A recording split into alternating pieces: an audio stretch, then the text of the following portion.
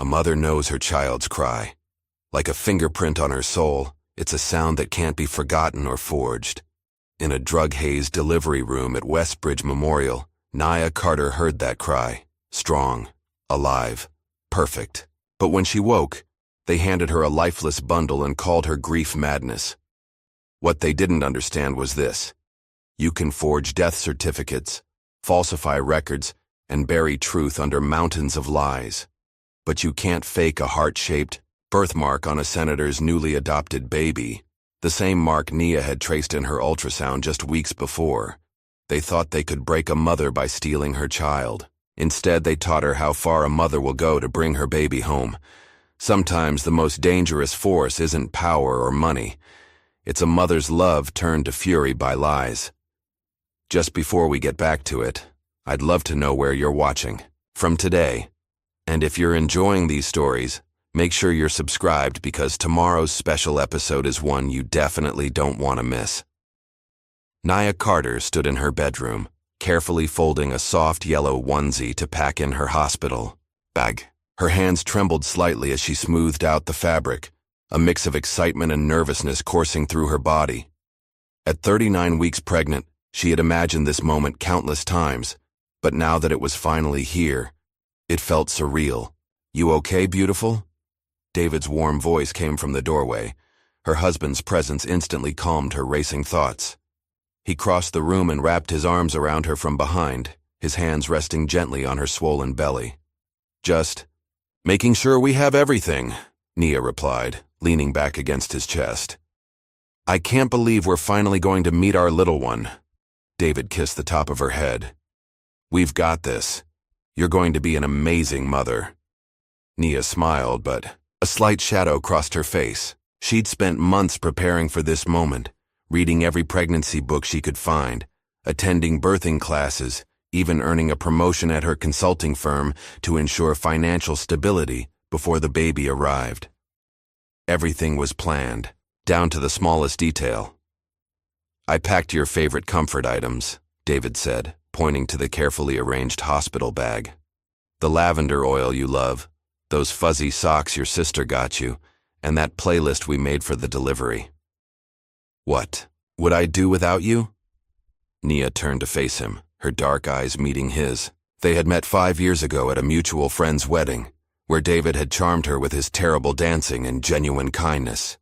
Now here they were, about to start their own family. A sharp kick from the baby made them both laugh. "Someone's eager to join the party," David joked, placing his hand where their child had just moved.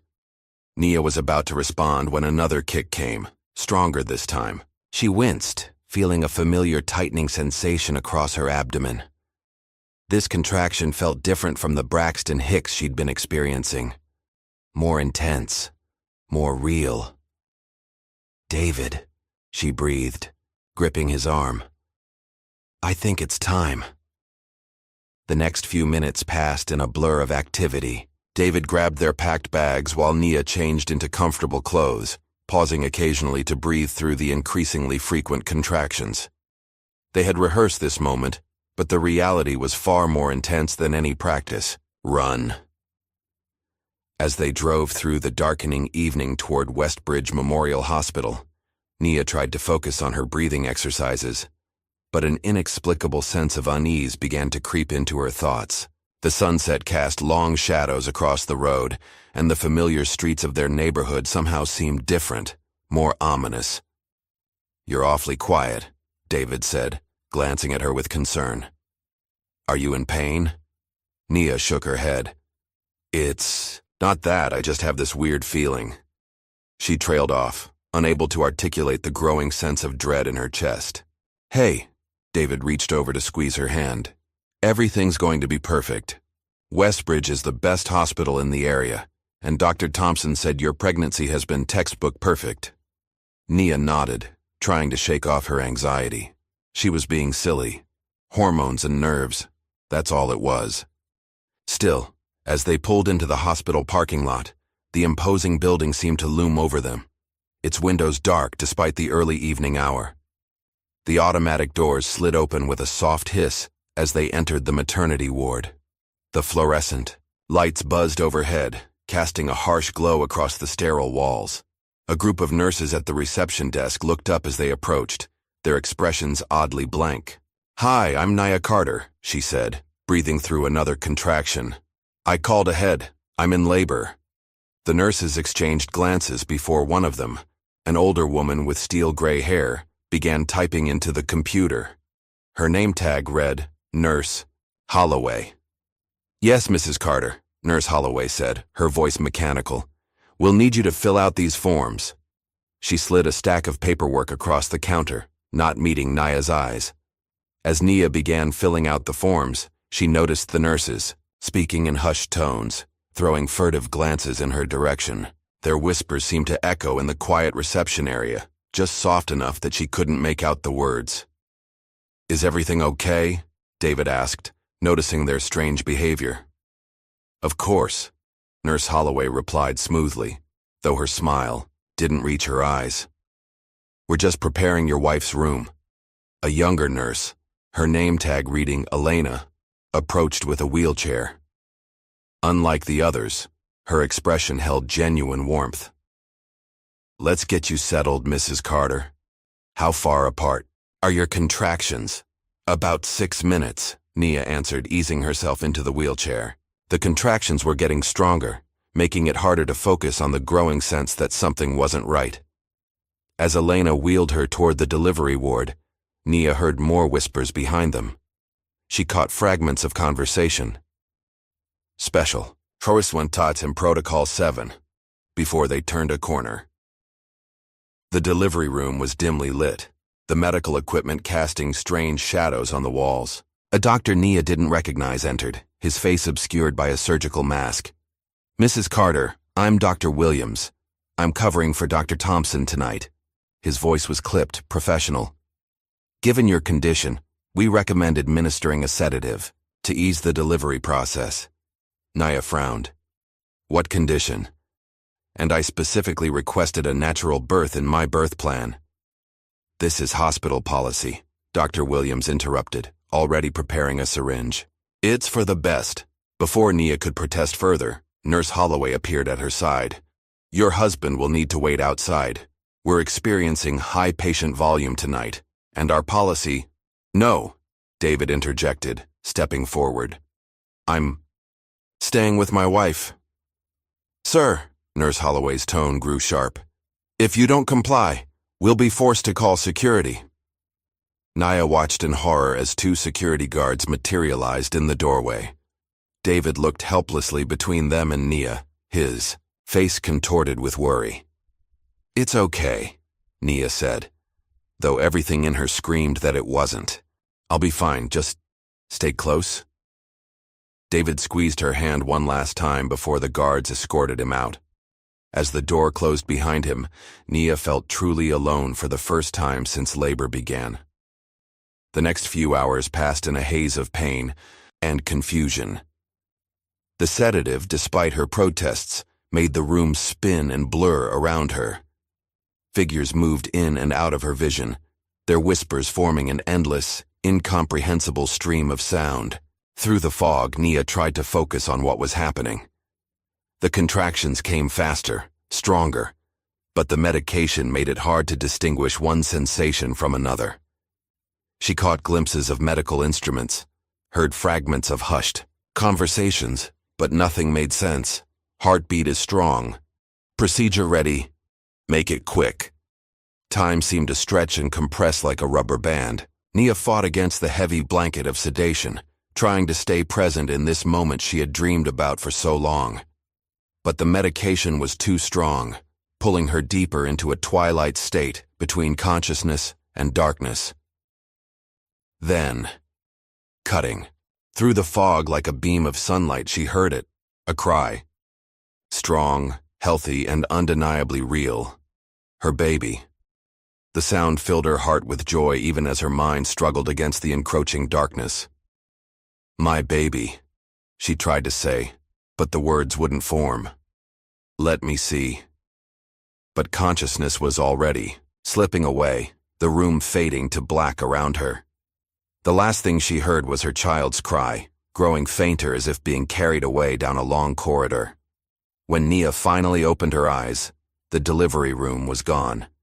She found herself in a different space, smaller, colder, with stark white walls that seemed to press in around her. The sedative's effects were wearing off, leaving her with a pounding headache and a mouth that felt stuffed with cotton. "David?" she called out, her voice rough. No answer. The silence was deafening. Where was the busy bustle of the maternity ward? Where was her husband? Most importantly, where was her baby? The door opened with a soft click, and Nurse Holloway entered. Her face was set in a mask of professional detachment as she carried a small bundle wrapped in a white hospital blanket. "Mrs. Carter," she said, her voice mechanical and cold. "I'm sorry to inform you that your child didn't survive the delivery." Time stopped. The words hung in the air like poison gas, impossible to process or accept. Nurse Holloway placed the bundle in Nia's arms. But something was wrong. Terribly, horrifically wrong. Nia looked down at the small, still form in her arms, and every maternal instinct in her body screamed in protest. The weight was wrong. The shape was wrong. Everything about this baby felt wrong. "This isn't my baby," she whispered, her voice shaking. "I heard my baby cry. I heard—" "The grief process can play tricks on our minds," Nurse Holloway cut her off, already moving toward the door. "I'll send your husband in shortly. Again, I'm very sorry for your loss." The door closed behind her with a final click, leaving Nia alone with the horrible truth growing in her mind. She had heard her baby cry, strong and healthy. She had felt the life they had created moving inside her just hours ago. This lifeless form in her arms was not her child. Looking down at the still bundle, Nia's mind raced with questions. Where was her real baby? What had really happened in that delivery room? And most terrifyingly, who would steal a newborn child, and why? The fluorescent lights buzzed overhead, casting harsh shadows across the room as Nia held the evidence of an unthinkable crime in her trembling arms. In that moment, she made a silent vow. She would find out what happened in this hospital. She would uncover the truth, and she would find her baby no matter what it took. The cold hospital room seemed to close in around Nia as she stared at the still bundle in her arms. Her throat burned with unshed tears, but she refused to let them fall. Not yet. Not until she knew the truth. "Nurse," she called out, her voice stronger than she expected. "I need to see my husband right now." Nurse Holloway's footsteps echoed down the hallway, growing fainter rather than closer. Nia's calls went unanswered as minutes stretched into what felt like hours. The fluorescent lights hummed overhead, their steady drone matching the pounding in her head. When the door finally opened, it wasn't Nurse Holloway who entered, but a younger nurse Nia hadn't seen before. The woman avoided eye contact as she checked Nia's vitals, her movements quick and efficient. "Please," Nia said, trying to catch the nurse's eye. "I need to see David. Something isn't right here." The nurse's hands trembled slightly as she recorded Nia's blood pressure. "Mrs. Carter, you need to rest. You've been through a traumatic experience. What I need is to see my husband and get some answers." Nia's voice rose, causing the nurse to flinch. "I heard my baby cry. This isn't—" The door swung open again, and Nurse Holloway strode in, her face set in stern lines. "That's enough, Mrs. Carter. Your husband is being briefed on the situation. We need you to remain calm." "Calm?" Nia let out a bitter laugh. "You expect me to be calm when you're lying to me about my baby? Mrs. Carter." Nurse Holloway's voice took on a patronizing tone that made Nia's blood boil. "I understand that grief can manifest in many ways, but these accusations— Don't you dare patronize me!" Nia cut her off, her hands gripping the hospital blanket. "I'm a mother who just gave birth, not a child having a tantrum. I want to see David now." Something flickered across Nurse Holloway's face. Anger? Fear? Before her professional mask slipped back into place. "Very well. I'll send him in." The minutes crawled by after Nurse Holloway left. Nia's mind raced with possibilities, each more terrifying than the last. She kept replaying the delivery in her head, the whispered conversations, the forced sedation, the sound of her baby's cry growing distant. When David finally entered the room, Nia's heart cracked at the sight of him. Her strong, optimistic husband looked broken. His eyes were red-rimmed, his shoulders slumped with the weight of unimaginable grief. "David!" She reached for him, but he moved slowly as if in a daze. "David, listen to me. They're lying to us." He sank into the chair beside her bed, running a hand over his face. "Nia, honey. They showed me the paperwork. I signed the forms for the autopsy and burial arrangements." "You what?" Nia felt the room spin around her. "No, David, you don't understand. I heard our baby cry. This isn't our child." David took her hand, his touch gentle but hesitant. "The doctor explained that sometimes the mind plays tricks. Dr. Williams said it's common for mothers who experience loss to—" "Stop it!" Nia pulled her hand away. "Are you seriously going to sit there and tell me I'm imagining things? I carried our child for 9 months. I felt every kick, every movement. I know what I heard." "Mrs. Carter," Dr. Williams appeared in the doorway, his face grave. "I understand this is difficult, but you need to accept the reality of your situation. Grief often plays tricks on the mind, making us hear or see things that aren't real." Nia stared at him, really looking at this man who had appeared out of nowhere to deliver her baby. Where was Dr. Thompson, who had guided her through every step of her pregnancy? Why had everything changed the moment she entered this hospital? "I want to see my medical records," she demanded. "I want to see the delivery notes." "All in good time," Dr. Williams said smoothly. "Right now what you need is rest. Nurse Holloway will bring you something to help you sleep. No more drugs." Nia's voice echoed off the sterile walls. "You already sedated me against my wishes during delivery. I won't let you do it again." David stood up, placing himself between Nia and the doctor. Maybe we should wait on the medication. She's been through enough today." Dr. Williams's eyes narrowed slightly before he nodded. "Of course. We'll give you some time alone." He turned to leave but paused at the door. "Oh, and Mrs. Carter? Try not to upset yourself further. These delusions, they're not healthy for your recovery." After he left, Nia turned to David. "You have to believe me. Something is wrong here. Why won't they show us the records? Why did they sedate me when I specifically requested a natural birth? Why—" "Nia, please," David's voice cracked. I can't do this right now. We lost our baby. We need to grieve, to accept." A soft knock interrupted them. A young man in hospital maintenance coveralls entered, pushing a mop bucket. He kept his head down as he cleaned, but as he passed Nia's bed, his hand moved quickly, dropping something onto her blanket. David didn't notice, lost in his own grief, but Nia's fingers closed around the small piece of paper. The janitor finished his work quickly and left without a word, but Nia caught the fear in his eyes as he glanced back at her. When David walked to the window, his back turned, Nia unfolded the note. Her heart stopped as she read the hastily scrawled words. "Your baby is alive, do not trust them." The paper trembled in her hands. She quickly tucked it under her pillow, mind racing. Someone else knew the truth. Someone else had seen what happened.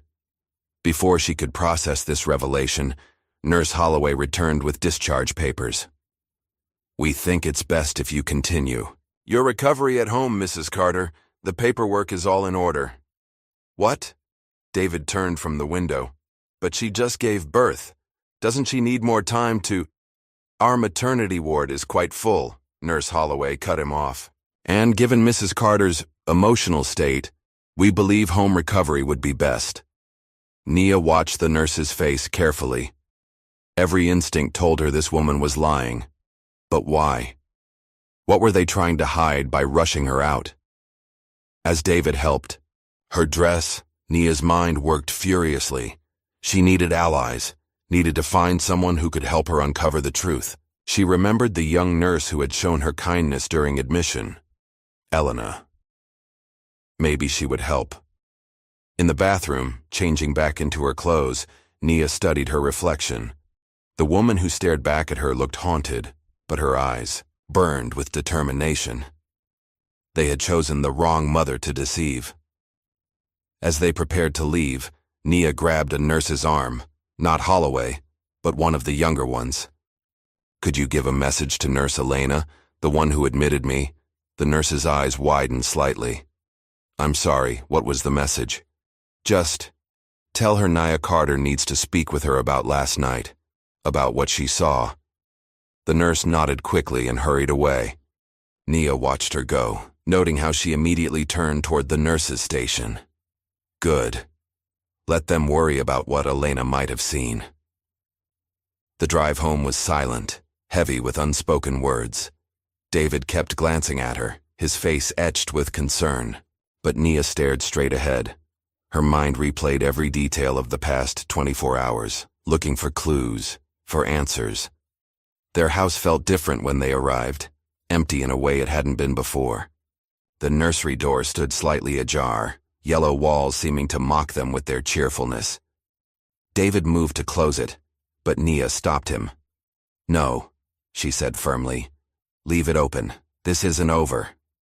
"Nia." David's voice was gentle but strained. "We need to accept." "Accept what?" she challenged. "Accept that our healthy baby suddenly died? Accept that they rushed me out of the hospital before I could ask questions? Accept that they're treating me like I'm crazy for knowing what I heard?" David sank onto the couch, head in his hands. "What do you want me to think, Nia? That there's some kind of conspiracy? That the entire hospital is lying to us? Why would they do that?" "I don't know," Nia admitted, pacing the living room. "But I'm going to find out. First, I need to talk to Elena. She seemed different from the others. Maybe she'll help us understand what happened." She dialed the hospital's main number, asking for Nurse Elena. The response made her blood run cold. "I'm sorry," the receptionist said. "Nurse Elena was transferred last night. We don't have a forwarding location." Nia's hand tightened on the phone. "Transferred? In the middle of the night?" "That's all the information I have, ma'am." After hanging up, Nia told David about Elena's sudden transfer. She could see doubt beginning to creep into his eyes, but he still shook his head. Maybe it was just a coincidence, he suggested, but his voice lacked conviction. "David," Nia knelt in front of him, taking his hands in hers. "I know this is hard. I know you want to believe there's a rational explanation. But think about it. Everything about last night was wrong. The way they treated us, the sudden staff changes, the rushed discharge." He squeezed her hands, but didn't respond. After a long moment, he stood up. We should start planning the funeral, for closure." "No." Nia pulled away from him. "I won't plan a funeral for a baby that isn't ours. I won't give them what they want." "What they want?" David's voice rose for the first time. "Who is they, Nia? The doctors? The nurses? The entire hospital staff? Do you hear how this sounds?" But Nia wasn't listening anymore. Her eyes had fallen on the stack of papers they'd brought home from the hospital. On top was the autopsy report for their supposedly deceased child. With trembling hands, she picked it up and began to read. Everything seemed in order until she reached the measurements. The baby's weight was listed as 5 pounds, 3 ounces. "This is it," she whispered. "This is proof." "What are you talking about?" Nia grabbed her pregnancy journal from the coffee table, flipping to her last checkup notes. "Look at this, David.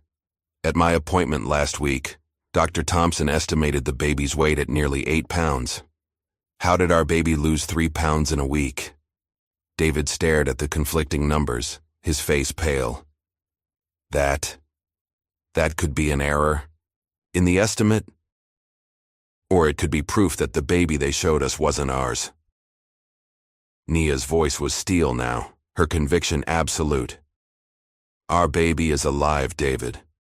And I'm going to find out what happened to it if I have to tear that hospital apart, brick by brick. She looked up at her husband, seeing the conflict in his eyes. Are you with me? David looked between the autopsy report and his wife's determined face. Something shifted in his expression, the first crack in his acceptance of the hospital's story. What do you need me to do? The morning sun cast long shadows through the kitchen window as Nia pored over her pregnancy records. She had barely slept, spending the night documenting every detail she could remember from the hospital. Her laptop screen glowed with dozens of open tabs: research on infant mortality rates, hospital procedures, patient rights. I found something, David said, walking in with his phone. Dark circles under his eyes matched hers. Dr. Sarah Reynolds. She's an independent OB/GYN who specializes in high-risk pregnancies and medical oversight. Maybe she can review our records. Nia grabbed her phone immediately. The receptionist at Dr. Reynolds' office was hesitant at first, but something in Nia's voice must have conveyed her desperation. They gave her an emergency consultation slot that afternoon. Dr. Reynolds' office was warm and welcoming, a stark contrast to the sterile horror of Westbridge Memorial. The doctor herself was a tall woman with kind eyes and an air of quiet authority. Mrs. Carter, she said, reviewing the files spread across her desk. These weight discrepancies are concerning. Based on your final pregnancy checkup, your baby's estimated weight was significantly higher than what's listed in the hospital report. Could the original estimate have been that wrong? David asked, squeezing Nia's hand. Dr. Reynolds shook her head. Not by this much. Modern ultrasound technology is quite accurate, especially this late in pregnancy. This difference is well outside the normal margin of error. Nia leaned forward. What are you saying, doctor? I'm saying, Dr. Reynolds chose her words carefully, that these records raise serious questions about what happened during your delivery. Have you tried accessing your complete medical records from Westbridge? That's our next stop, Nia replied. We're heading there after this. Dr. Reynolds' expression darkened. Be careful. I've heard rumors about Westbridge's maternity ward. Nothing concrete enough to report, but enough to make me suspicious. The drive to Westbridge felt different in daylight. The imposing building no longer seemed to loom quite so menacingly. But Nia's heart still raced as they approached the entrance. They had barely reached the records department when a security guard stepped into their path. Can I help you folks? Yes, David said smoothly. We're here to get copies of our medical records from 2 days ago. We have ID and I'm sorry. The guard cut him off. Records department is closed for system maintenance today. Nia noticed a woman walking out with a stack of papers. It looks open to me. The guard's face hardened. Like I said, closed for maintenance. You'll need to come back another time. As they turned to leave, Nia caught sight of Nurse Holloway watching from around a corner. Their eyes met briefly before the nurse disappeared down a hallway. They're hiding something, Nia said as they walked to their car. Why else would they block us from seeing our own records? David's phone buzzed. A text from Mark, his co-worker. Nia. Mark says he needs to talk to us.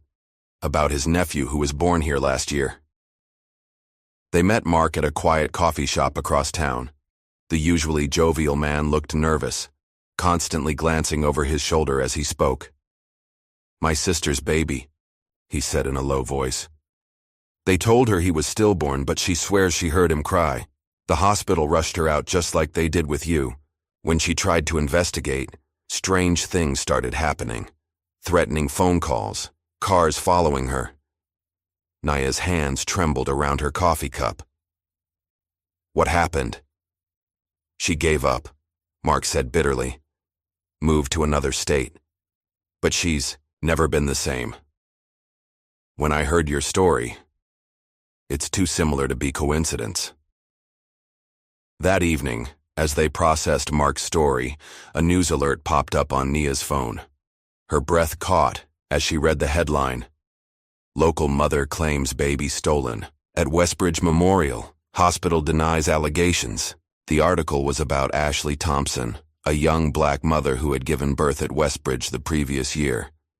Her story matched Nia's almost exactly.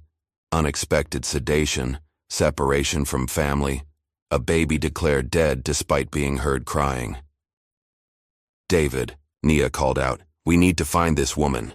But as they dug deeper, they hit another wall. Ashley Thompson had no social media presence, no listed phone number. It was as if she had vanished. "Wait," David said, scrolling through his phone. "There's a journalist mentioned in the article, Terrence Blake, says he specializes in investigating medical fraud." It took 3 days of persistent calling before Terrence agreed to meet them. He chose a dingy bar on the outskirts of town, arriving late and immediately ordering a whiskey. "Before we start," he said, his voice gravelly, "you need to understand something. What you're stepping into, it's bigger than you know, and more dangerous." "Tell us everything," Nia demanded. Terrence took a long drink. "I've been tracking cases like yours for the past 2 years.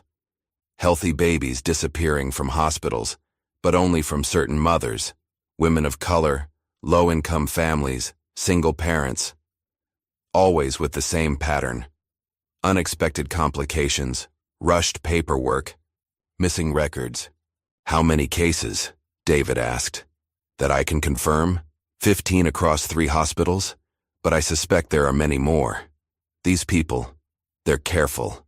They know how to make grieving mothers look hysterical, how to make their stories seem impossible." Nia's fingers dug into the table. "Who are they?" "That's what I've been trying to figure out. There's a network. Doctors, nurses, social workers. They're connected to private adoption agencies, but I can't prove it yet. Every time I get close..." He rolled up his sleeve, revealing a jagged scar. "Let's just say they take their privacy seriously." David pulled Nia closer. "Why are you helping us if it's so dangerous?" Terrence's eyes hardened. "Because I'm tired of watching them steal children from mothers who deserve them. And because you're different, you have evidence. That weight discrepancy in the records? That's the kind of mistake that could crack this whole thing open." Over. The next week, Nia and David worked with Terrence, building a case. They discovered more families with similar stories, all connected to Westbridge. Most had given up their fights, worn down by grief and fear. One afternoon, Nia received a call from an unknown number. A woman's voice, trembling with fear, came through the line. "I saw your posts online," she said, "about your baby at Westbridge. I was a nurse there until last month. I know what they're doing." Nia grabbed a pen. "Please tell me everything." "They're selling them," the nurse whispered. "Healthy babies, stolen from mothers they think won't or can't fight back. There's a whole system. They forge death certificates, create fake adoption papers. The money, it's incredible amounts. That's why they're so careful. Why they..." She broke off suddenly. "Someone's here. I have to go. Meet me at midnight, the old church on Wilson Street. I'll tell you everything." Nia and David arrived at the church early, parking in the shadows. Minutes ticked by with no sign of the nurse. Then, as the church bells began to toll midnight, they noticed a car parked haphazardly across the street. David approached first, his flashlight beam cutting through the darkness. The scream that tore from his throat brought Nia running. The nurse sat slumped over her steering wheel, an empty pill bottle in her lap. A note on the passenger seat read, "I'm sorry for what I did. I can't live with the guilt." But something was wrong. The handwriting was too neat, too perfect. And there, barely visible on the nurse's neck, faint bruises in the shape of fingers. "This wasn't suicide," Nia whispered, backing away from the car. "They got to her first." Terrence arrived minutes later, taking control of the situation. "Don't touch anything else.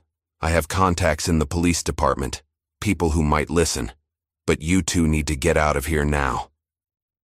As they drove home, Nia's mind raced. The nurse's last words echoed in her head. Incredible amounts of money. Who would pay so much for stolen babies? And why? The answer came the next morning, buried in financial records Terrence had obtained. A pattern of large wire transfers from private adoption agencies to offshore accounts, all coinciding with dates of suspicious deaths at Westbridge. "Look at these numbers," Terrence said, spreading documents across their kitchen table. "Each transfer is between $300,000 and $500,000. Someone's paying premium prices for these babies." "But who's receiving the money?" David asked. "It's laundered through a dozen different shell companies." "But I traced one. Payment back to a private adoption broker named James Sullivan. He specializes in discreet placements for wealthy clients." Nia studied a photo of Sullivan, an unremarkable man in an expensive suit. "How do we find him?" "We don't," Terrence warned. "Not yet. He's connected to some very powerful people. We need more evidence first." That night, as David slept, Nia sat in the nursery they had prepared with such hope. The yellow walls seemed to hold their dreams of parenthood, now twisted into a nightmare of corruption and theft. Her phone buzzed with a text from an unknown number. "Stop digging. Some things are better left buried." She took a screenshot of the threat before deleting it. They were watching her, trying to scare her off, but they didn't understand. There was nothing more dangerous than a mother fighting for her child. The next day, they discovered that Ashley Thompson, the mother from the news article, had died in a car accident 3 months after going public with her story. The police report listed it as a tragic accident, brake failure on a dangerous road. "This is how they operate," Terrence explained. "They eliminate threats quietly, make deaths look natural or accidental. They have people everywhere, police, hospitals, social services." "Then we need to be smarter," Nia said. "We need to find someone on the inside who's willing to talk." David nodded. "I have an idea. Remember that janitor who slipped you the note? If we can find him." But when they returned to Westbridge under the pretense of collecting belongings, they learned the janitor had quit suddenly, leaving no forwarding address. Another dead end. Another witness silenced. That evening, as they reviewed their evidence, with Terrence, a breaking news alert flashed across the TV.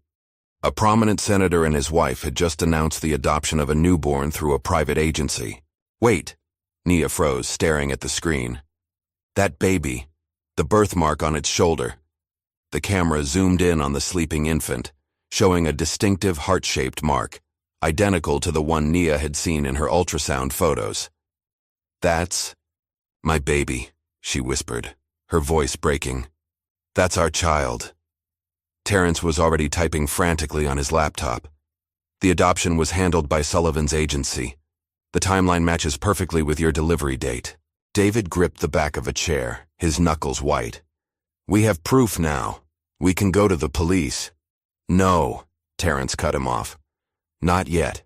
The senator's too powerful, and we don't have enough concrete evidence. We need something irrefutable, documents, witnesses, DNA proof."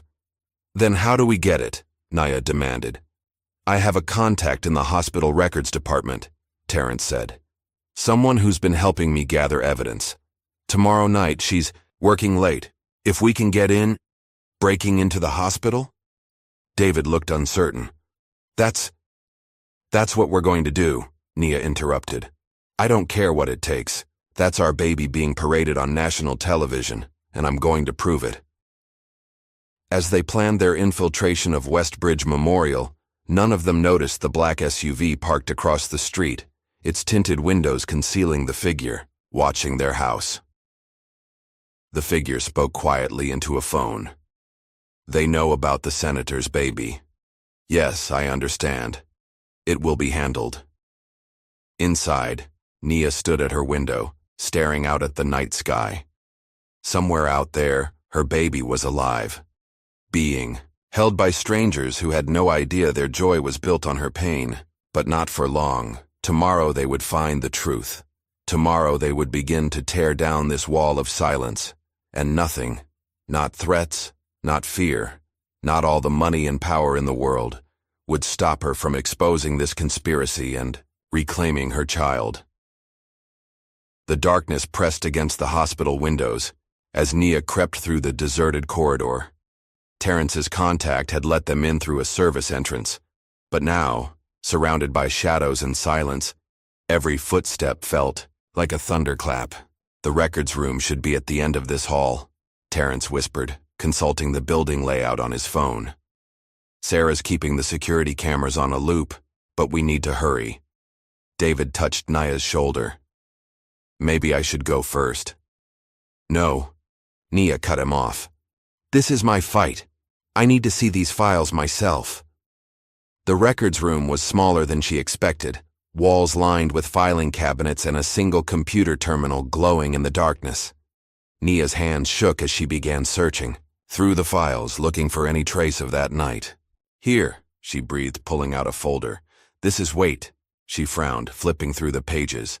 These aren't the original documents, they've been replaced. Terrence leaned over her shoulder. Look at the timestamps. These were printed 2 days after your delivery. They're covering their tracks. A noise in the hallway made them freeze. Footsteps approached, then passed. Nia released the breath she'd been holding and turned to the computer. If they replace the paper files, maybe there's something in the system, she said, typing rapidly. Her experience in database management at work was finally proving useful. The password screen glowed mockingly until Terrence handed her a sticky note. Try this. My contact said it should work. Numbers and letters appeared as her fingers flew across the keyboard. Windows opened and closed as she dug deeper into the hospital's records. Got it, she whispered triumphantly. Here's my original file, but there's another one. An unregistered birth record under my name. David leaned closer. What does it say? Before Nia could answer, the door swung open. Nurse Holloway stood in the doorway, her face twisted with fury. I knew you'd try something like this, she said, reaching for something in her pocket. You just couldn't leave well enough alone. Nia grabbed the flash drive Terrence had given her, quickly downloading what she could. It's over, Nurse Holloway. We know about the adoption ring. We know about the senator. You know nothing, Holloway sneered, advancing into the room. You're just another unstable mother, unable to accept her loss. That's what everyone will say when they find you here, attempting to alter hospital records in your delusional state. The syringe in her hand caught the light as she stepped forward. Now, why don't we give you something to help you rest? David moved to protect Nia, but Holloway was faster than expected. The needle plunged into Nia's arm before anyone could react. Security will be here soon, Holloway said calmly, as Nia felt the room begin to spin. And they'll find a grieving mother, who finally snapped such a tragedy. Terrence tried to reach the door, but 2 orderlies appeared, blocking their escape. As consciousness faded, Nia heard Holloway speaking into a phone. Yes, she's been contained. Process her for psychiatric evaluation immediately. The world dissolved into darkness. When Nia's eyes fluttered open, she found herself in a hospital bed, restraints binding her wrists and ankles. Through the fog in her mind, she could hear voices outside her door. Complete psychotic break, a man was saying. Conspiracy theories, paranoid delusions about stolen babies. We'll need to transfer her to the psychiatric ward for long-term observation. No, she tried to say, but her tongue felt too heavy to form words. Through the window in her door, she could see doctors gathering, their faces grave as they discussed her fate. The medication should keep her calm, one said. We'll begin transfer procedures in the morning. As they walked away, Nia fought against the drugs clouding her mind. She had to stay awake, had to find a way out. The restraints bit into her wrists as she twisted, searching for any weakness. Outside the hospital, David paced frantically while Terrence worked his phone. They can't just hold her, David insisted. We have rights. They can if they declare her mentally unstable, Terrence replied grimly, which is exactly what they're doing. But I've got someone coming who might help. Just hold on. Minutes stretched into hours. Dawn was breaking when a sleek black car pulled up. A woman in an expensive suit stepped out, radiating authority. Amanda Walsh, she introduced herself. I'm a civil rights attorney. Mr. Blake called me about your wife's situation. Inside, she unleashed a hurricane of legal threats, demanding to see Nia immediately. The hospital administrators wilted under her assault. "My client has committed no crime," she declared. "You have no grounds to hold her against her will. Release her now, or I'll have every news outlet in the country on your doorstep by noon." As the doctors huddled in panicked discussion, Terrence slipped away. He returned minutes later, face grim. "They're destroying evidence," he whispered to David. "I saw them deleting files, shredding documents. Whatever Nia found in that records room, it scared them badly." Finally, the hospital agreed to release Nia. She emerged unsteady but alert, the drugs beginning to wear off. Amanda Walsh helped her into a wheelchair while delivering a final warning to the administrators. "If anything happens to my client or her family, I have documents prepared to go to every major news outlet and law enforcement agency in the country. Remember that." In the car, Nia's head gradually cleared. "The files," she said suddenly. "Before Holloway caught us, I saw something. A transfer order, scheduled for tomorrow night." "What kind of transfer?" David asked. "A baby. They're moving it from a private clinic to—" She squeezed her eyes shut, fighting to remember through the lingering fog of sedation. "An estate. Outside the city." Terrence's eyes widened. "The senator's estate. They're delivering your baby to them tomorrow night." "Then that's where we'll be," Nia said firmly. But when they arrived home, they found their house had been ransacked. Drawers emptied, computers smashed, every scrap of evidence they'd gathered gone. "They're getting desperate," Terrence observed, surveying the damage. "Which means we're close to something big." David's phone buzzed. A text from an unknown number. His face went pale as he read it. "What is it?" Nia asked. "A warrant for my arrest," he said quietly. "They're claiming I assaulted hospital security during our break-in. There's video footage." "That's impossible," Nia protested. "You never—" "They don't care what really happened," Terrence cut in. "They just need him out of the way. Standard procedure. Divide and conquer." Before they could plan their next move, police sirens wailed in the distance, growing closer. "Go," Amanda Walsh ordered, already pulling out her phone. "I'll handle this, but you need to disappear, now." They split up, David with Terrence, Nia with Amanda. As they drove away in opposite directions, Nia watched police cars converge on their home in her rearview mirror. "Where are we going?" she asked Amanda. "Somewhere safe," the lawyer replied. "I have a colleague who specializes in witness protection. You'll stay with her until we can figure out our next move." But something in Amanda's voice made Nia uneasy. She noticed the lawyer checking her mirrors too frequently, taking unnecessary turns. "Stop the car," Nia demanded suddenly. "Mrs. Carter, I understand you're upset, but—" "Stop the car now," Nia's voice rose. "You're not taking me somewhere safe, are you? Who are you really working for?" Amanda's face hardened. "You should have taken the hospital's offer," she said, pressing down on the accelerator. "A few months in a psychiatric ward would have been better than what's coming." Nia grabbed the wheel, forcing the car toward the curb. They struggled briefly before the vehicle jumped the curb, crashing into a newspaper stand.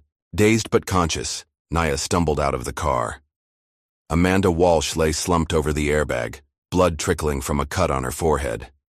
In her open purse, Nia spotted hospital documents with James Sullivan's name on them. She ran, not knowing where she was going until she found herself at Terrence's office. Inside, she found him and David hunched over a computer. "The lawyer," she gasped. "She's working with them." "We know," Terrence said grimly. "I just found her connection to Sullivan's adoption agency. But that's not the worst part." He turned, the screen toward her. On it was a document detailing the scheduled transfer, her baby's delivery to the senator's family. "They're not just delivering the baby," he explained. "They're cleaning house. Everyone involved, everyone who knows too much. They're planning to eliminate all loose ends tomorrow night." David pulled Nia close. "We have to stop them." "We will," she said, her voice steel. "But first, We need to get our story out. If anything happens to us, the world needs to know the truth. Terrence nodded, already typing. I have contacts at every major news outlet. We'll release everything we have, the financial records, the pattern of suspicious deaths, the connections to Sullivan and the senator. They'll try to discredit us, David warned. Let them try, Nia said. We have something they don't, the truth. As Terrence prepared their evidence for release, Nia and David planned their next move. The senator's estate was heavily guarded, but they had an advantage, the element of surprise. If we can get proof, Nia said, studying satellite images of the estate, actual photos of our baby there, no one will be able to deny what's happening. But as they finalized their plans, David's phone buzzed again. This time, it was a video, security footage from the hospital showing him attacking a guard. This is impossible, he whispered. I never. Deep fake, Terrence explained. Very good one, too. They're laying the groundwork to destroy your credibility. Nia's phone lit up next. Photos of her at various locations around the city, clearly taken without her knowledge. The message attached read, "Back off now, or these show a mentally unstable woman stalking innocent families." They were being boxed, and their every move anticipated and countered, but Nia refused to give up. Let them come, she said, her voice steady. Let them try to silence us. We know the truth, and tomorrow night, everyone else will too. As darkness fell, they made their final preparations. Terrence set up dead man switches on his computers. If anything happened to them, everything they'd discovered would automatically release to the media. David cleaned his service weapon from his security job, though they all prayed it wouldn't be needed. Nia stood at the window, watching the city lights flicker in the distance. Somewhere out there, her baby was waiting. Tomorrow, one way or another, this would end. Whatever happens, she said quietly, promise me something. Promise me the truth gets out. Promise me they don't get away with this. David and Terrence nodded solemnly. They all knew the risks, knew that people had died for knowing far less than they did now. But they also knew they couldn't back down. Not when they were so close. Not when an innocent child's future hung in the balance. Tomorrow night, they would confront the senator, expose the trafficking ring, and bring down everyone involved in stealing babies from their mothers, or they would die trying. As they settled in for their last night of preparation, none of them saw the figures moving in the darkness outside. Black-clad men taking up positions around the building, weapons ready. The countdown to confrontation had begun. Dawn broke over the city as Nia jolted awake in Terrence's office, her neck stiff from sleeping in a chair. The events of the past day felt like a nightmare, but the bruises on her wrists from the hospital restraints proved otherwise. They had less than 18 hours before her baby would be delivered to the senator's family. A black SUV crawled past the building for the third time that morning. Nia ducked away from the window, her heart pounding. They're watching every move we make, she whispered to David, who was cleaning his service weapon again, hands steady despite his exhaustion. Terrence burst through the door, face flushed with urgency. We've got a problem. My contact at the traffic camera office just sent this. He pulled up a video showing identical black SUVs positioned at major intersections throughout the city. They're creating a net. The moment we move, they'll know. Then we need to move smart, Nia said, studying the traffic camera feeds. Look at the pattern. They're focused on main roads, places they expect us to go. David nodded. Back alleys and service roads might be clear, but we still don't know where exactly they're holding our baby before the transfer. Actually, Terrence turned to his computer. I might have something on that. Remember the financial records we found? I traced some unusual payments to a private medical facility on the outskirts of town, Evergreen Wellness Center. Nia leaned forward. What kind of facility? On paper, it's a high-end birthing center, but the power consumption records I pulled show it's using way more energy than it should for the number of patients they claim to have. They've got some kind of underground setup. A holding facility, David realized. Somewhere to keep the babies until they're transferred to their new families. Nia's hands clenched into fists. How do we get in? We don't, Terrence warned. Not directly. That place is locked down tight. But, he pulled up another document. They're hosting a private adoption event this afternoon. Exclusive clients, only. The perfect cover for trafficking stolen babies, David growled. Nia was already moving. I need a new identity, something that'll get me in there. Terrence hesitated. Nia, it's too dangerous. If they recognize you... They won't, she cut him off. You said exclusive clients, right? Rich people looking to adopt? They're expecting to see wealthy white faces. They won't look too closely at the help. An hour later, Nia examined herself, in the bathroom mirror.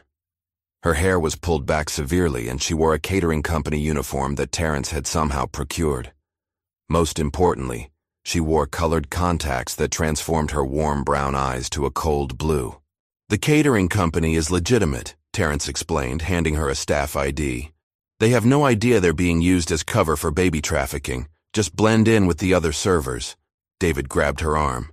Nia, please, let me do this instead. She touched his face gently. They know your face too well now. Besides, her voice hardened, a mother knows her child. If our baby is in there, I'll know. The drive to Evergreen Wellness Center took them through back roads and industrial areas, avoiding the SUVs they knew were watching. The facility itself was beautiful. All glass and modern architecture nestled among manicured gardens. Remember, Terrence said through the tiny earpiece he'd given her, if you spot anything suspicious, just observe. Don't try to intervene. We need proof before we can move. Nia nodded, though her every instinct screamed at her to tear the place apart until she found her child. She joined the stream of catering staff entering through a service entrance, keeping her head down and mimicking their movements.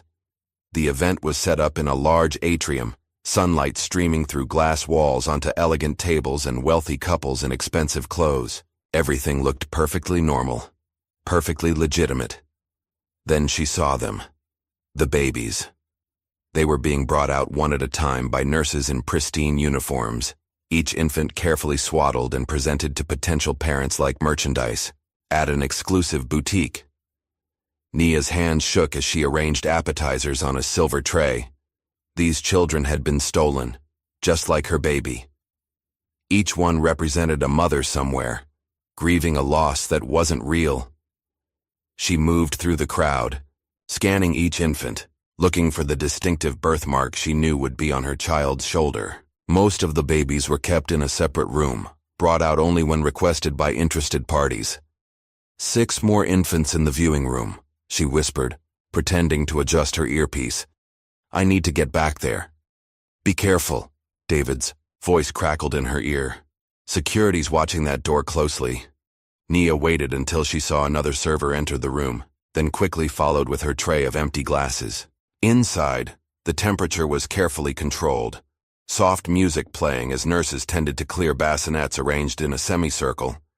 And there, in the third bassinet from the left, she saw it. A tiny shoulder with a heart-shaped birthmark. Her baby. Alive. Real. The world seemed to stop as she stared at her child, all her doubts and fears dissolving in an instant of pure certainty. She wanted to grab her baby and run, to hold the infant she'd been denied for so long. But before she could move, a familiar voice froze her in place. The senator's wife will be here soon to finalize the paperwork, Nurse Holloway said, entering the room. Everything must be perfect. Nia turned away quickly, gathering empty glasses with trembling hands. She had to get out, had to tell David and Terrence what she'd found. She was almost to the door when she heard Holloway again, closer this time. Wait. Nia's heart stopped. I know you from somewhere, Holloway said slowly. I work a lot of these events, Nia replied, keeping her voice soft and deferential, her eyes down. No. Holloway stepped closer. Those cheekbones, even with the contacts. A glass slipped from Nia's tray, shattering on the floor. In the moment of chaos that followed, she bolted. "Stop her!" Holloway's voice rang out behind her. "Security!" Nia ran through the atrium, pushing past startled guests. She heard shouts and running feet behind her, but she didn't stop, didn't look back. "They made me!" she gasped into her earpiece. "East exit! Now!" She burst through the service entrance just as David pulled up in their car. Bullets pinged off the metal as she dove into the back seat. "Go!" she screamed, and David floored it. They lost their pursuers in a maze of warehouse districts, finally pulling into an abandoned garage where Terrence waited. "Did you find anything?" he demanded. "Yes." Nia was already pulling off the catering. "Uniform. Our baby is there. I saw the birthmark, and I heard them talking. They're finalizing the adoption today, not tomorrow like we thought. The senator's wife is coming to collect." She trailed off, remembering something else she'd seen. The adoption paperwork. I grabbed a copy when I ran. She pulled a folded document from her pocket, smoothing it on the hood of the car. Their eyes widened as they read. "These signatures," David said slowly, "they forged our consent, made it look like we willingly gave up our baby." "Not just that." Terrence pointed to a list of names. "Look, all the hospital staff involved, the administrators, the judges who approved the adoptions. This is everybody." "And now they know we have it," Nia realized. "They'll move fast." As if to confirm her words, Terrence's phone buzzed with an alert. "They're evacuating the facility, moving all the babies to a secondary location. The senator's estate," David guessed. "They're accelerating the timeline." Nia studied the adoption document again. "These names, some of them I recognize from the hospital, but others, politicians, judges, business leaders," Terrence explained, grimly. "This goes higher than we thought. These people, they're not just helping traffic babies, they're clients. So that's why no one investigates," David said. "The very people who should be stopping this are profiting from it." Nia's phone lit up with a text from an unknown number. "Last chance. Walk away now. Next time we won't be so gentle." She showed it to the others.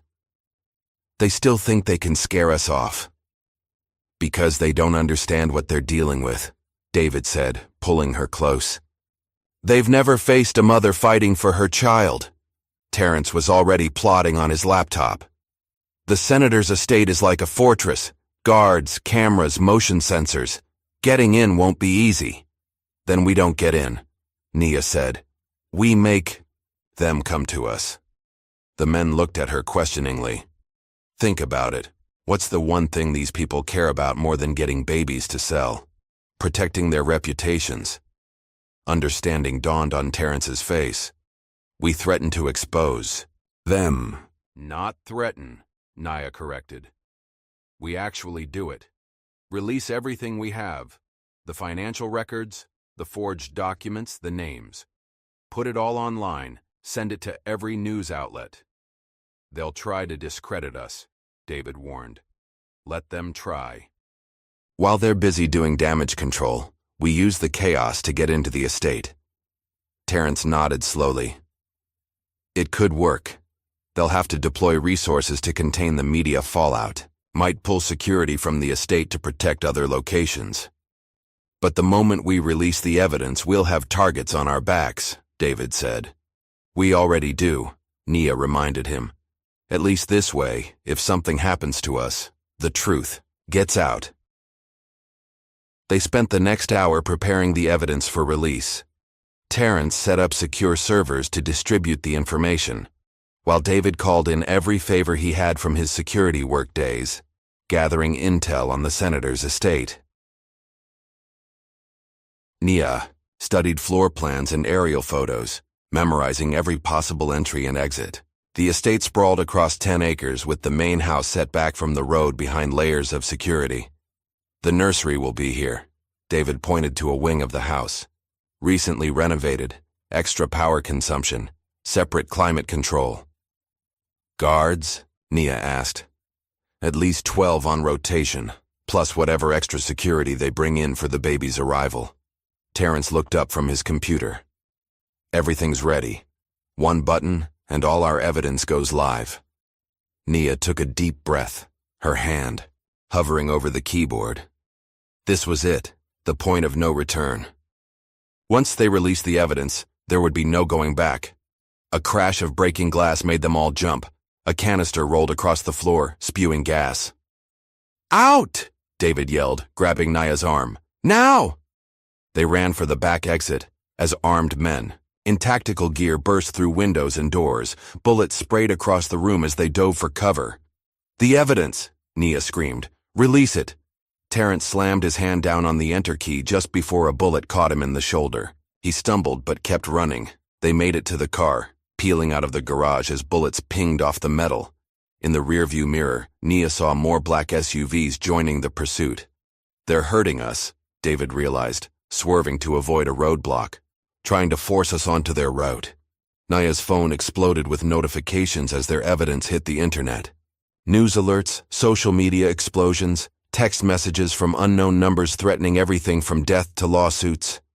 "It's working," she said, watching the chaos unfold online. They're scrambling to contain it.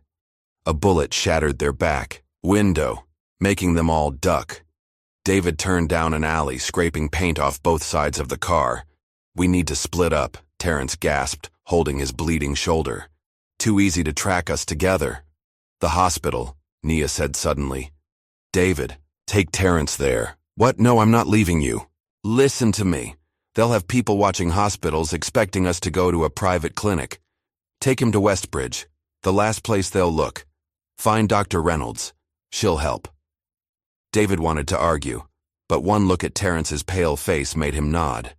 They pulled over long enough for Nia to jump out, then sped away, half the pursuit cars following them. Nia ran through back streets and service alleys, remembering the route they'd planned to the senator's estate. The remaining SUVs searched for her, but she kept to the shadows, using the city's service tunnels and maintenance passages. Her phone buzzed with a message from an encrypted number. CNN picking up the story. Senator called emergency press conference. Good. Let them scramble to explain away the evidence. Let them waste resources trying to contain a story that was already beyond their control. Because while they were busy dealing with the media firestorm, she would be slipping into their fortress. And this time, she wouldn't leave without her baby. The sun was setting as Nia approached the senator's estate, stopping in the shelter of a drainage tunnel to catch her breath. Ahead of her, the mansions. Lights were coming on, illuminating manicured lawns and patrol routes. Somewhere in that house her baby waited, and no amount of security, no army of guards, would stop her from reaching her child. The clock was ticking. The last rays of sunlight faded as Nia crouched in the shadows near the senator's estate, watching guards patrol the perimeter. Her phone vibrated silently, a message from David. "At hospital with Terrence. Dr. Reynolds helping. Be careful." She turned the phone off. No distractions now.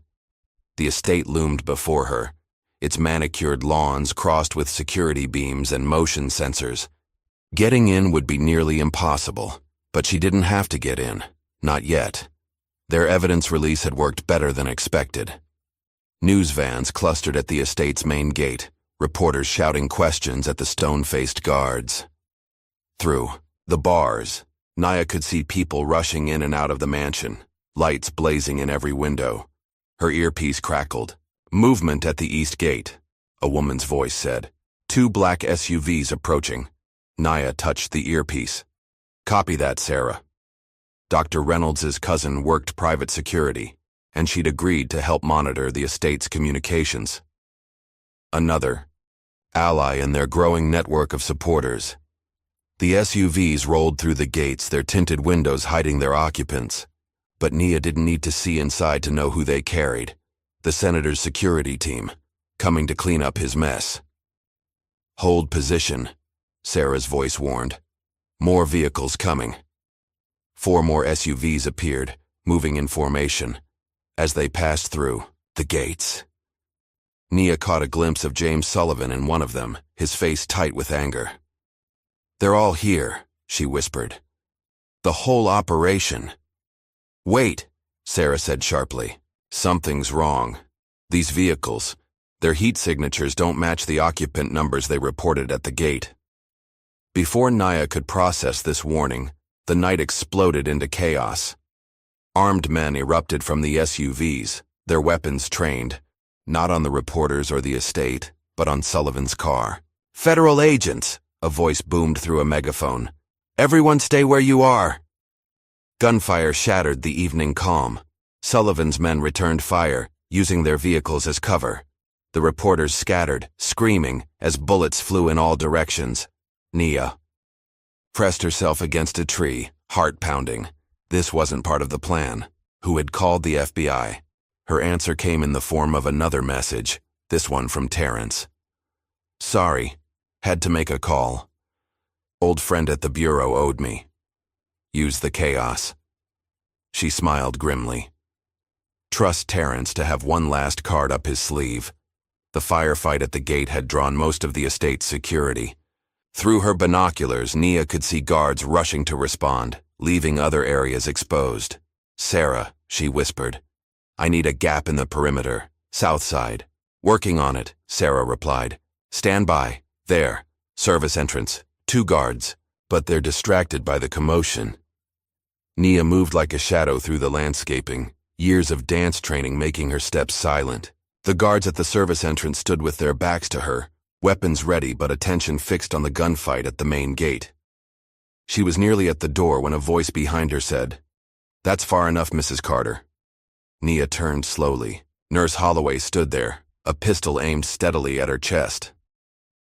"You just couldn't let it go," Holloway said, her voice filled with contempt. "You had to keep pushing, had to ruin everything we built."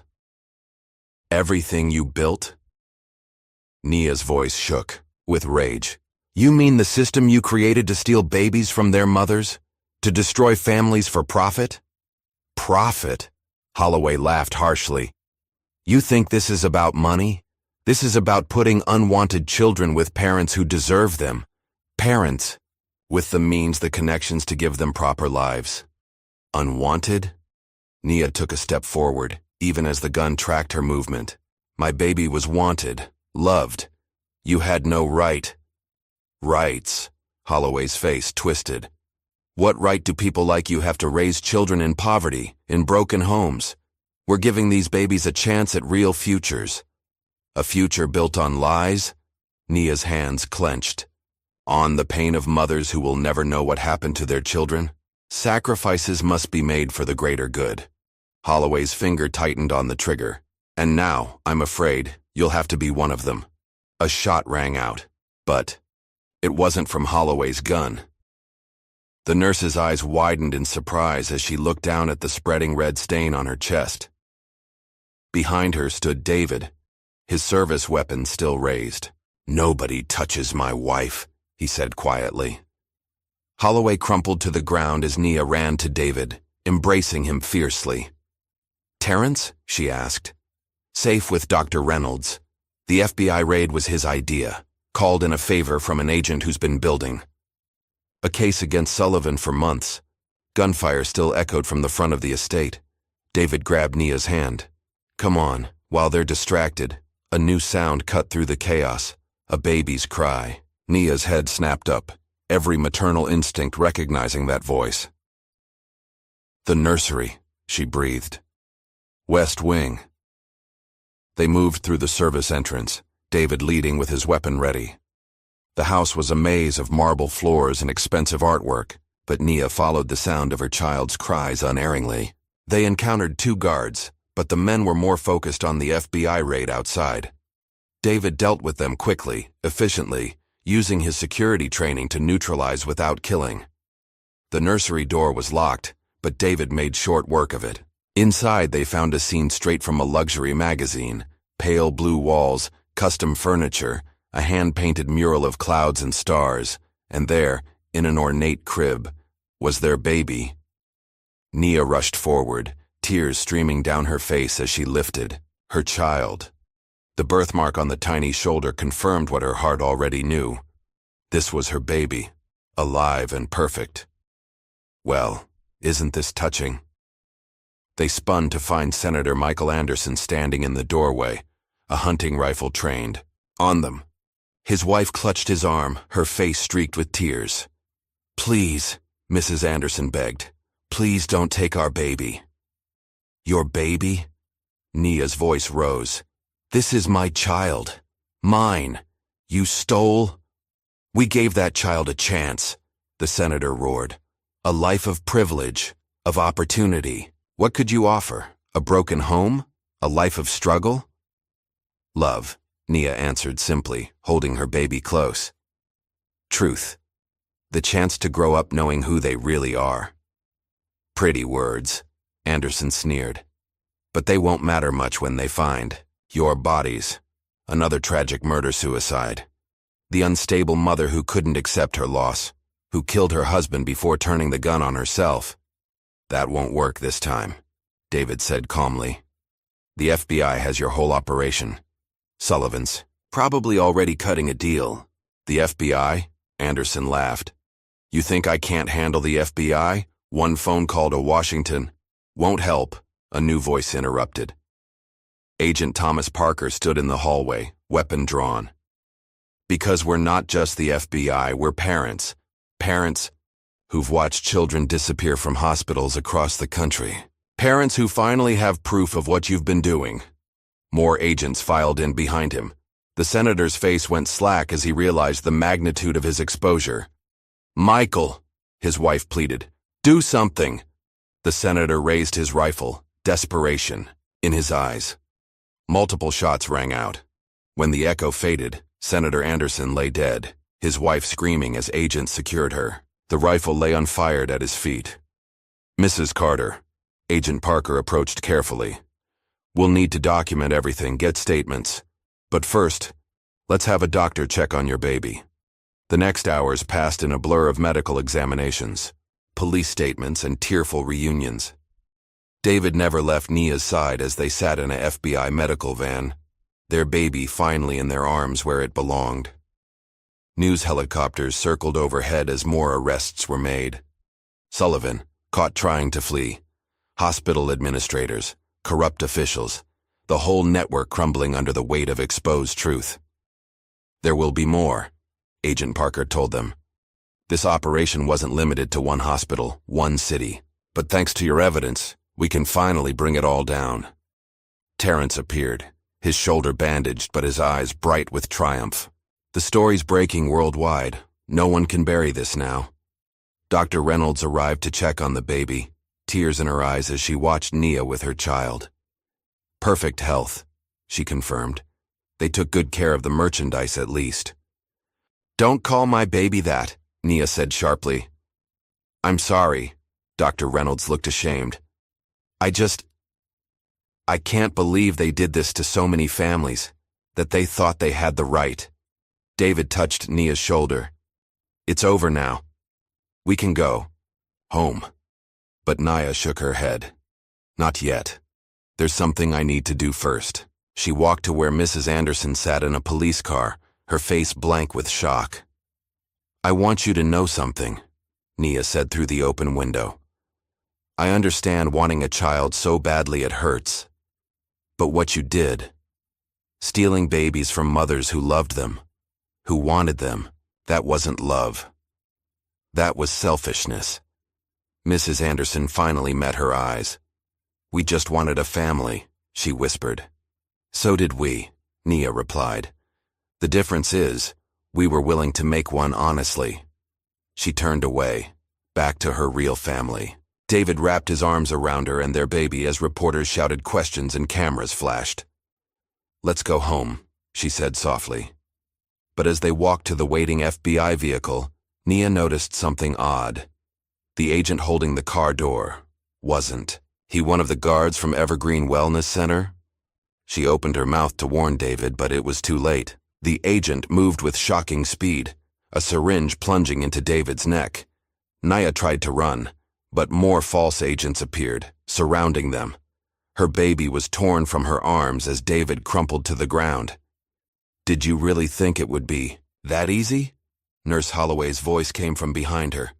The nurse stood there, very much alive, the bullet wound nothing but theatrical blood on her shirt. The FBI raid, Naya realized, her vision growing dark as another needle found her arm. "It was all a performance," Holloway confirmed. "Meant to draw you out, to find the real evidence you had. And now that we have—" The world faded to black as Nia fell, her baby's cries echoing in her ears once again. Consciousness returned. Slowly, fragments of memory cutting through the fog like shards of broken glass. Nia's head pounded as she forced her eyes open, finding herself in what looked like a high-end hospital room. But something was wrong. There were no windows, and the air had a stale, underground quality. "Welcome back, Mrs. Carter." Nurse Holloway sat in a chair beside the bed, her pristine uniform a mockery of medical care. The bullet wound that should have killed her was nowhere to be seen. "Where is my baby?" Nia's voice was hoarse, her throat raw. "Where's David?" "Your husband is safe, for now." Holloway checked something on a tablet. "As for the baby, well, that depends on your cooperation." Nia tried to sit up, but restraints held her wrists and ankles. "The FBI raid, it was all fake?" "Not all of it." Holloway smiled coldly. "The reporters were real. We needed legitimate media coverage. And some of the agents were actually FBI, just not the ones you met. We have people everywhere, Mrs. Carter. The sooner you understand that, the better." The door opened, and James Sullivan walked in looking irritated. "Is she lucid enough to understand her situation?" "Perfectly lucid," Holloway replied, though still showing signs of maternal obstinacy. Sullivan pulled up a chair, his expensive suit out of place in the sterile room. "Mrs. Carter, let me be clear. Your little crusade has caused us significant inconvenience. The evidence you released to the media was troublesome." "Good," Nia spat. "However," he continued as if she hadn't spoken, "we've contained most of it. Our media contacts are already spinning the story. A tragic case of postpartum psychosis, a grieving mother's conspiracy theories. The senator's death will be attributed to your husband, who, overwhelmed by your deteriorating mental state, took his own life." Nia's blood ran cold. "David's alive. You just said—" "For now, Sullivan. Cut her off. His continued survival depends entirely on you. We need you to make a statement, a confession, admitting that you invented the whole conspiracy in your grief, that you manipulated that journalist, what was his name, Terrence, into helping. Spread your delusions, and if I refuse," Sullivan's smile never reached his eyes, "then we'll have no choice but to make the official story true. Your husband's death will be quite real and quite painful. As for your baby, well, there are always wealthy clients looking to adopt." Nia's hands clenched beneath the restraints. "You won't get away with this. People know the truth now, do they?" Holloway asked softly. "Look." She held up a tablet showing news headlines. "Senator's death linked to disturbed mother's delusions. Grief-stricken woman's conspiracy theory leads to tragedy. Hospital cleared of wrongdoing in infant death case." "World believes what we tell them to believe," Sullivan said. "Your evidence, discredited. Your witnesses, discredited. Even now, our contacts in law enforcement are building a case against you for the senator's murder." A new voice joined the conversation. "I wouldn't be so sure about that." They all turned to see Terrence in the doorway, his injured shoulder now perfectly fine. He held a phone up, recording. "What?" Sullivan started to rise. "Fascinating conversation," Terrence said, "especially the part about your media contacts and law enforcement conspirators. The real FBI will be very interested." Holloway lunged for a panic button, but the room suddenly filled with genuine federal agents, weapons drawn. "James Sullivan," a senior agent announced. "You're under arrest for kidnapping, conspiracy, fraud, and about 24 other charges we're still cataloging. As Sullivan and Holloway were handcuffed, Terrence approached Naya's bed, quickly releasing her restraints. "How?" she asked as he helped her sit up.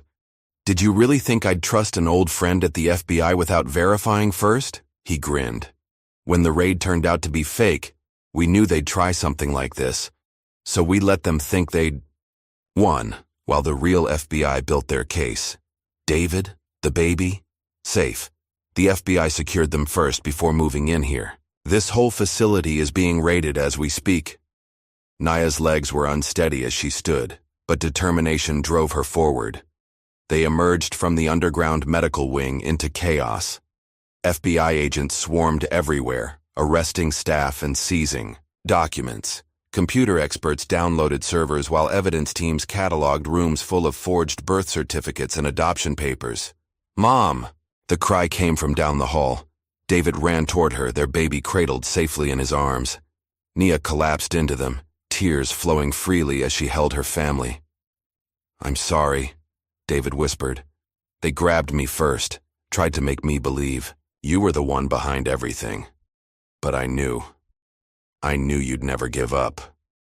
A familiar face appeared. The real Agent Parker, badge prominently displayed. "Mrs. Carter, your evidence and testimony were invaluable. Combined with what we gathered, today, this goes deeper than anyone imagined." He showed them into a makeshift command center where screens displayed an organizational chart of the conspiracy. Names and connections sprawled across multiple displays: judges, politicians, hospital administrators, adoption agencies. "We've identified at least 30 hospitals involved nationwide," Parker explained. "Hundreds of babies stolen and sold to wealthy families. The money trail leads to offshore accounts, shell companies, even foreign adoption rings." "The senator?" Nia asked. "A mid-level player, it turns out. The real power was higher up. Supreme Court justices, governors, even federal officials. People who could bury investigations and discredit witnesses." Terrence studied the charts. "That's why they were so confident. They thought they were untouchable." "Not anymore," Parker said grimly. "We're moving on all of them simultaneously." "Right. Now FBI teams are executing search warrants across the country. No one's escaping this net." A young agent burst in. "Sir, you need to see this. We found their records room."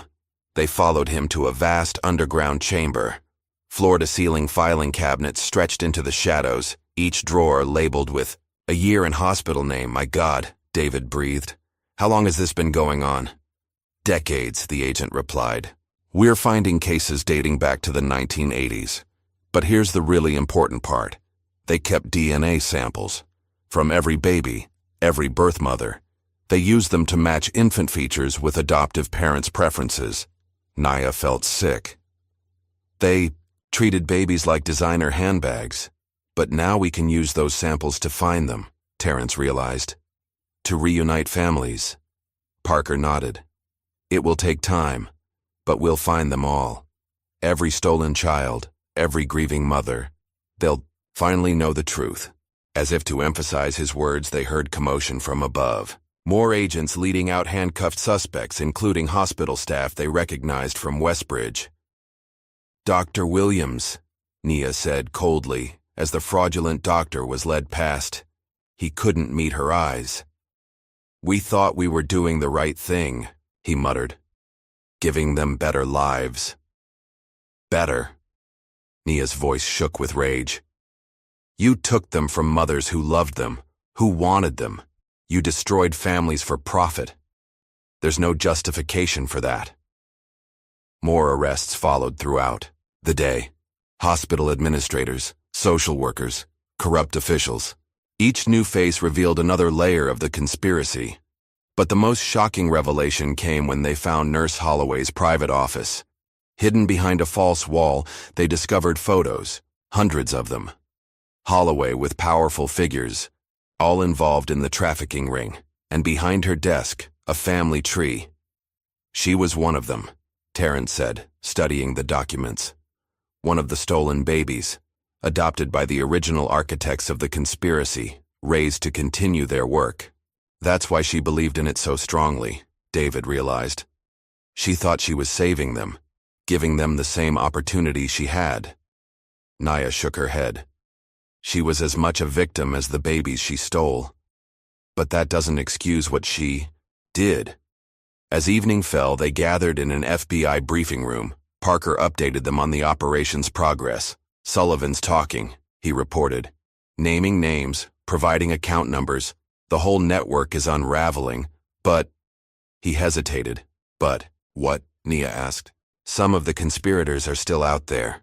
High-level players who got warning before we moved in. They have resources, connections. They'll try to rebuild." "Let them try," David said firmly. "We'll be ready." Terrence's phone buzzed with news. Alerts. The story was breaking worldwide now, impossible to contain. Headlines screamed about the scandal, the arrests, the scope of the trafficking ring. But victory felt hollow as they watched videos of other mothers learning the truth about their stolen babies. Some children were grown now, raised by families, who might never know their true origins. The damage could never be fully undone. "We should go home," David said softly, seeing Nia's exhaustion. "It's been a long day." But as they prepared to leave, Parker pulled them aside. "You need to understand something. These people, they don't give up easily. They've already lost millions in adoption fees. Their clients, their reputation, everything they built is burning. They'll want revenge." "Are you saying we're not safe?" David asked. "I'm saying you need protection. We're arranging a safe house, new identities if necessary." Nia looked down at her baby, finally safe in her arms. "No. No more hiding. No more running. Let them come. Mrs. Carter." "He's right, Nia," Terrence interjected. "These people are desperate now. That makes them dangerous." She stood her ground.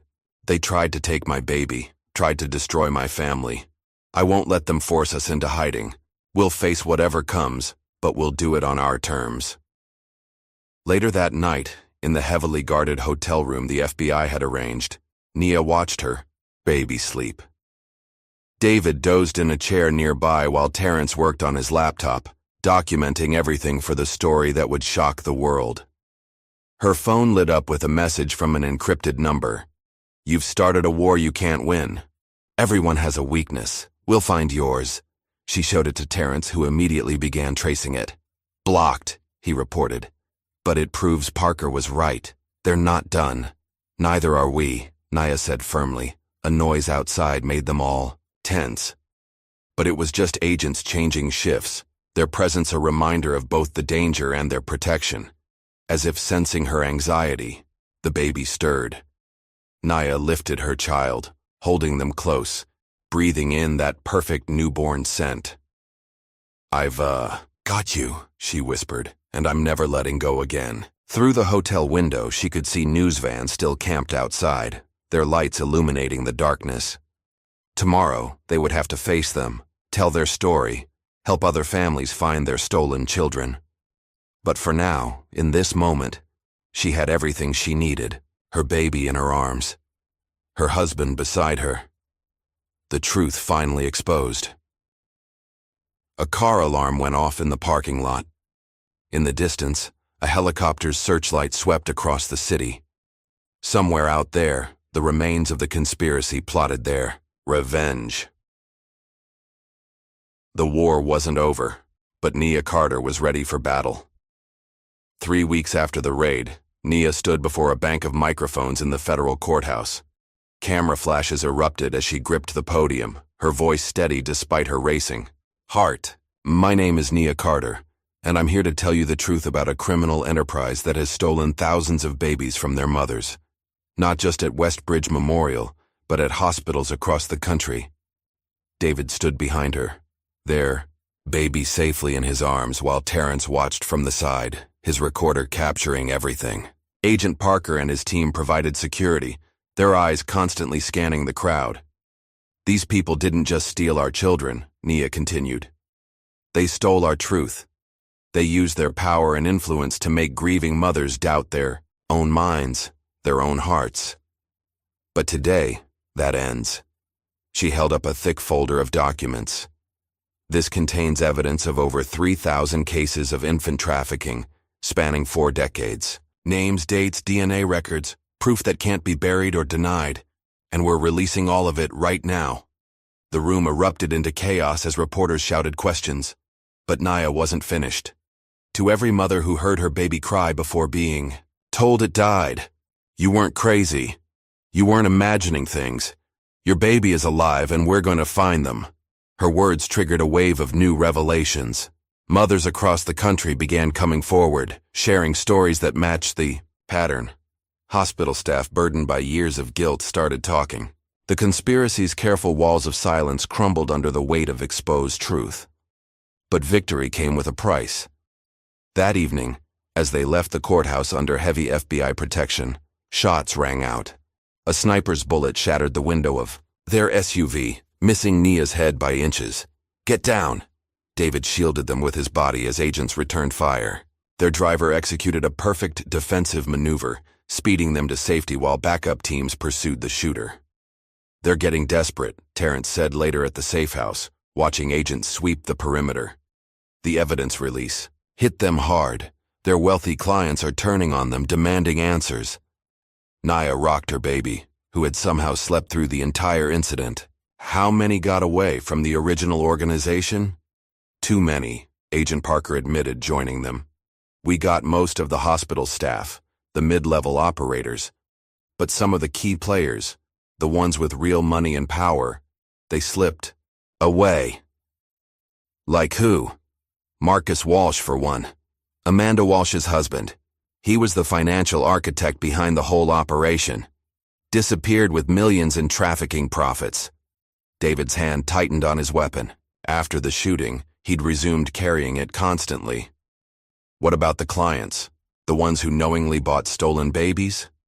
Some are cooperating, claiming they didn't know the truth. Others are using their wealth and connections to fight extradition, tie up the courts with appeals. And the children? Nia asked the question that haunted them all. Parker's face softened. DNA testing has begun. It's complicated. Many of these kids are grown now, with families of their own. Some don't want to know the truth, others. He was interrupted by his phone buzzing. His expression darkened as he read the message. "What is it?" Terrence asked. "Another one. Third this week. Someone's killing our witnesses." The news hit them hard. First the nurse who had tried to help them, then others who had agreed to testify. Each death staged to look like suicide or accident. "We need to move you," Parker decided. "They're cleaning house, eliminating everyone who can expose them." But Nia stood her ground. "No, I won't hide. That's what they want. To silence us, make us disappear like all their other victims." "Nia," David started to argue. "Listen to me," she cut him off. "Every time we run, every time we hide, they win. They keep their power through fear, through isolation. But what if we did the opposite? What if we went bigger?" Terrence leaned forward. "What are you thinking? A national database, public, accessible. Every case, every DNA record, every connection we've uncovered. Make it impossible to hide the truth." "They'll try to shut it down," Parker warned. "Let them try. We'll mirror it across servers worldwide. Get international media involved. Make it too big to bury." The idea caught fire. Over the next days, they worked with tech experts to build the database. Terrence's media contacts spread the word.